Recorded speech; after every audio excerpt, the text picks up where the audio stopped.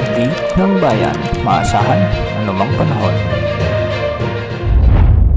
Magandang araw po sa ating lahat. Narito na ang pinakauling update sa magiging lagay ng ating panahon sa araw na ito hanggang sa mga susunod na araw. Sa kasalukuyan ay patuloy pa ring nakakaapekto ang dalawang weather systems, ang amihan at ang easterlies. Unahin natin ang amihan na kung saan magdadala ito ng maulap na kalangitan at mahihinang pag-ulan sa Batanes at Babuyan Islands. Makikita nga natin sa ating satellite animations na may mga kaulapan ngayon doon na nagdadala ng mga pag-ulan, kaya mag-ingat po sa mga kababayan natin dyan. Samantala, amihan pa rin ang magdadala ng bahagyang maulap hanggang sa maulap na kalangitan na may mga kasamang kalat-kalat na may hinang pag-ulan sa Ilocos Norte, Apayao at sa may mainland Cagayan.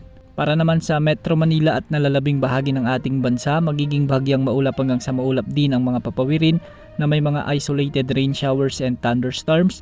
Dulot naman ito ng mainit na easterlies. Mag-ingat dahil posible ang banta ng mga biglaang pagbaha o pagguho ng lupa, lalo na kung may mga umiiral na severe thunderstorms. Kung titignan naman natin sa ating mapa o sa ating satellite animation, may mga kaulapan din sa silangang bahagi ng Luzon, particular sa may Isabela at Aurora. Sa gitnang Luzon, may mga kalat-kalat na mahihinang pag-ulan din sa may Metro Manila, sa kanlurang bahagi ng Calabarzon, sa may Mindoro provinces at sa katimugang bahagi ng Palawan. Sa Bicol region, may mga kalat-kalat na kaulapan din na nagdadala ng maulap na kalangitan at kalat-kalat na pag-ulan.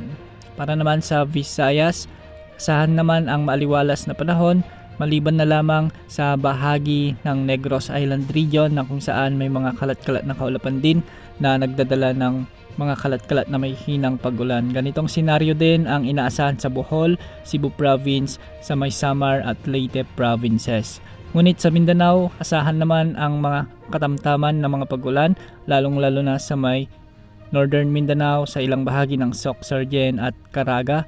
Magiging bahagyang maulap hanggang sa maulap din ang mga kalangitan sa may Zamboanga Peninsula, Davao Region at sa katimugang bahagi ng Caraga Region. Sa kasalukuyan may minomonitor tayong cloud cluster sa silangan ng Mindanao at base naman sa Zoom Earth ay may designation na ito ngayon na Invest 95W. Ibig sabihin nito, posibleng mag-develop ito bilang low pressure area sa mga susunod na araw. Kung pagbabasehan naman natin ang ating guidance models gaya ng GFS at ECMWF wind model at kasama na rin ang Google DeepMind, posible na may mamuong sama ng panahon nga mula sa cloud cluster na ito at sa mga susunod na araw ay kikilos ito ng pakanluran o hilagang kanluran. Hindi naman ito nakikitang lalapit o tatama sa ating bansa sa kasalukuyang forecast. Yan muna ang latest sa lagay ng panahon. Ito po ang weather update ng bayan. Maasahan anumang panahon.